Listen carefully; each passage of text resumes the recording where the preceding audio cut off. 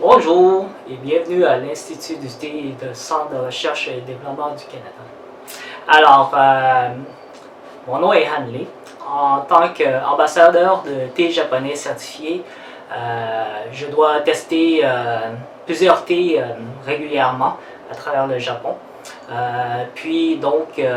Aujourd'hui, on s'est fait faire une demande locale qui est de tester des thés matcha aromatisés. C'est une tendance plus locale ici et non traditionnelle japonaise. Mais on va quand même faire quelques tests, puis je vais vous donner mon avis concernant ces produits-là. Alors tout d'abord, ici, j'ai un matcha à la saveur de vanille.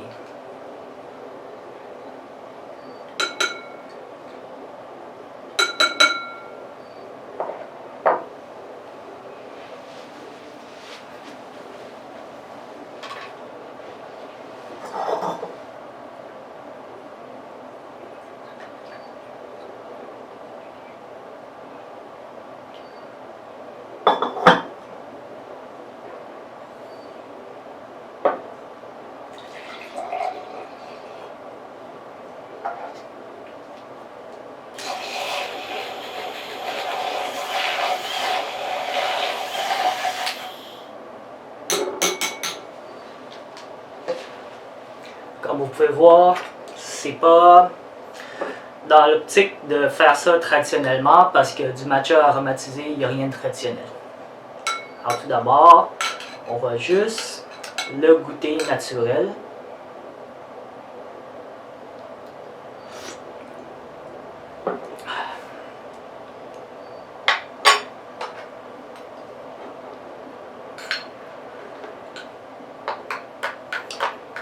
On va rajouter un peu de lait.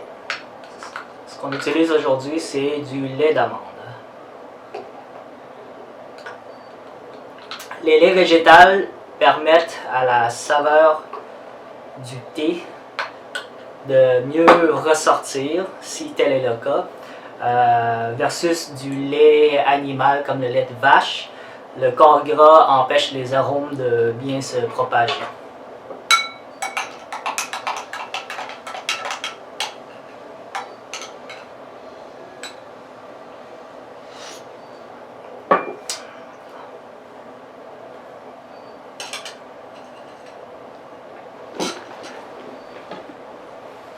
Ensuite, on va tester un deuxième.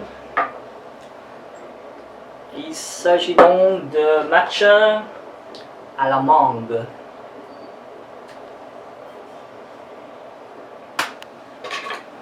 Donc,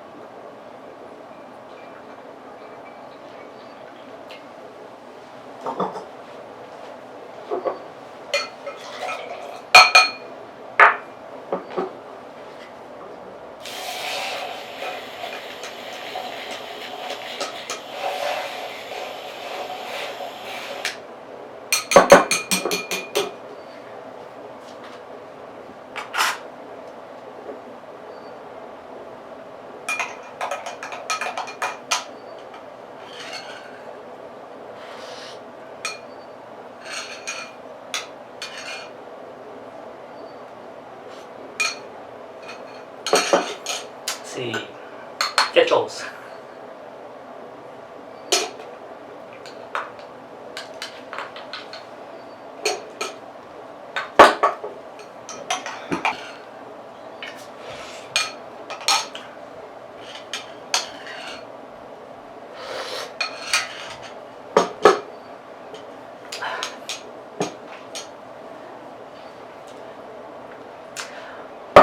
Troisième matcha, c'est à la menthe poivrée.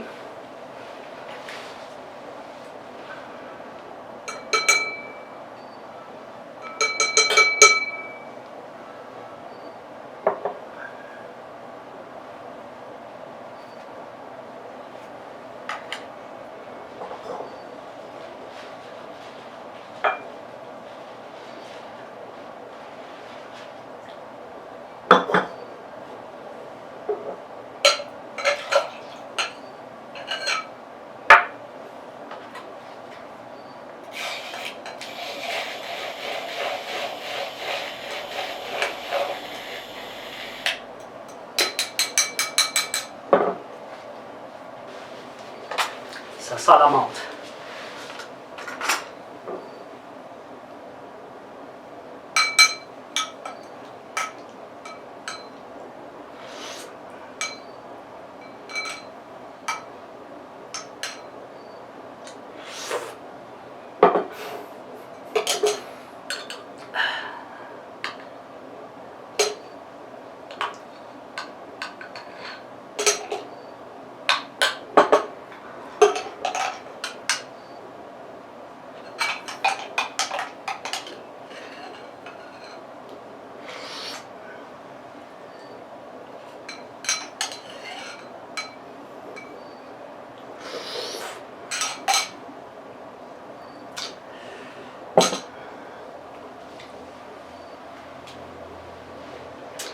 Quatrième matcha, c'est un matcha au chai.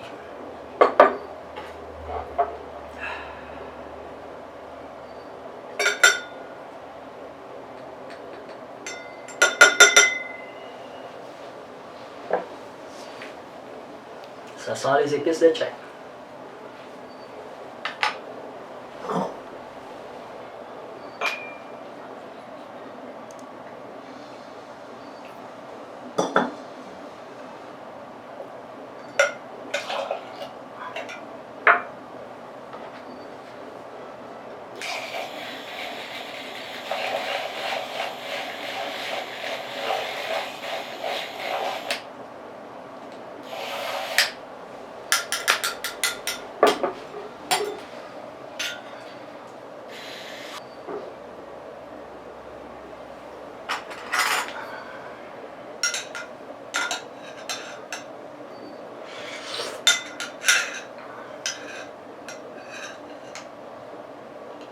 C'est très fort. Le chai est très puissant.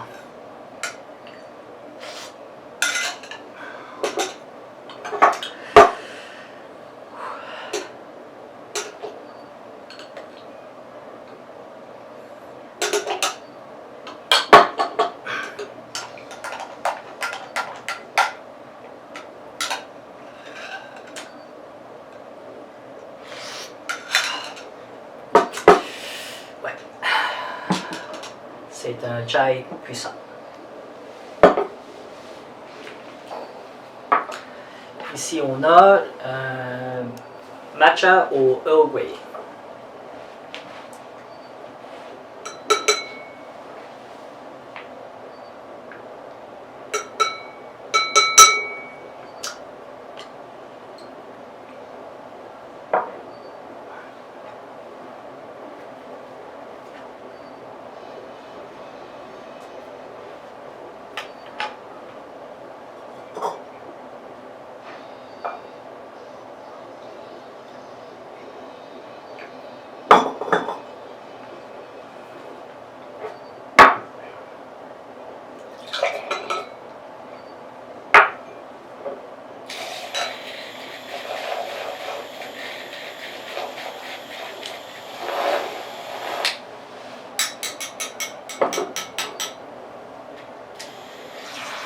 Une fois qu'on l'a émulsionné, qu'on a mouillé, l'arôme du Earl Grey ressort énormément. Elle domine complètement la salle.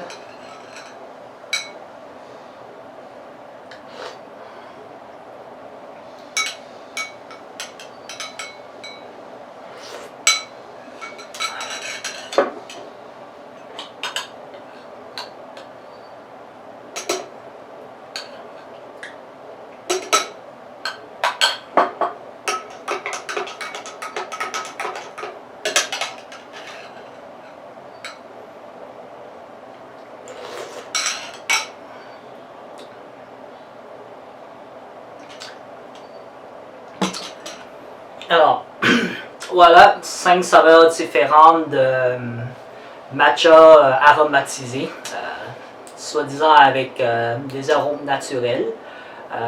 Mon analyse, la première, c'est essence de vanille. Évidemment, on parle de poudre de vanille blanche, sans sucre. En fait, aucun a du sucre rajouté.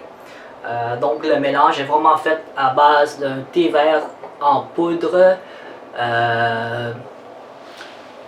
d'une qualité culinaire, mais définitivement pas un standard japonais qui servirait à une consommation traditionnelle. Puis ensuite on a la mangue ici qui goûte comme la poudre de bubble tea, donc ou jello, quelque chose comme ça là. Alors ça goûte la mangue en poudre. Ensuite, la menthe poivrée, eh bien, elle sent la menthe, mais ça ne sent pas l'arôme d'une menthe fraîche. Dans le sens que c'est pas comme si c'était des feuilles de menthe séchées qui sont transformées en poudre. Ça a plus une odeur d'essence, mais encore une fois, ce n'est pas de l'essence dans le style huile essentielle. Alors, c'est un arôme naturel. Puis ensuite, le chai.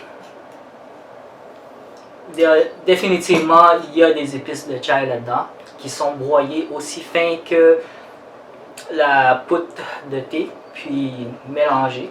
Et le chai est très très présent, il domine énormément. Alors si on veut le goût du chai, voilà. Ensuite, le Earl Grey, définitivement, il y a du thé noir qui a été transformé en poudre. Puis l'essence de la bergamote.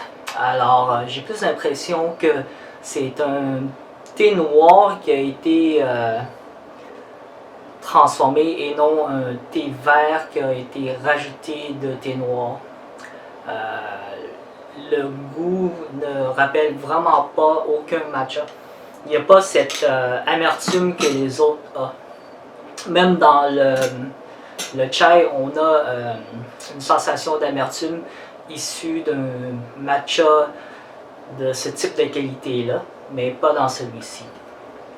En dernier lieu, ce qu'on va faire, c'est on va faire émulsionner un matcha de grade de consommation liquide, authentique du Japon, naturel évidemment, juste pour faire une petite comparaison de couleur et profil de goût.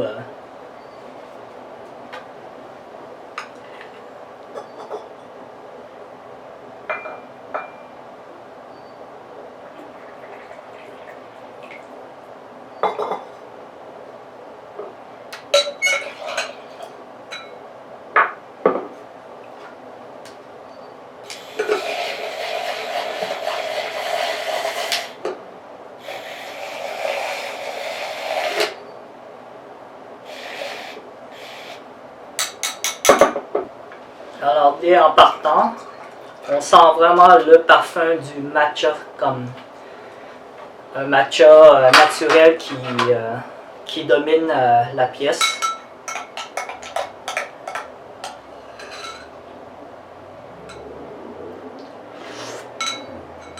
Et il y a une douceur, une onctuosité qui domine sur toutes les autres notes que j'avais déjà en bouche préalablement. Alors c'est quand même plaisant dans le sens que un matcha naturel a réussi à couvrir autant un Earl Grey qu'un chai ou les autres.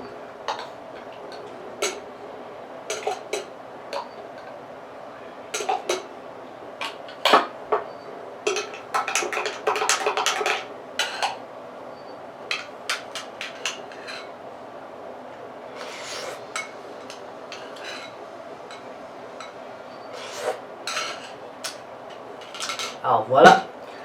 Alors qu'est-ce qu'on constate, c'est que en fait le terme matcha pour les Japonais,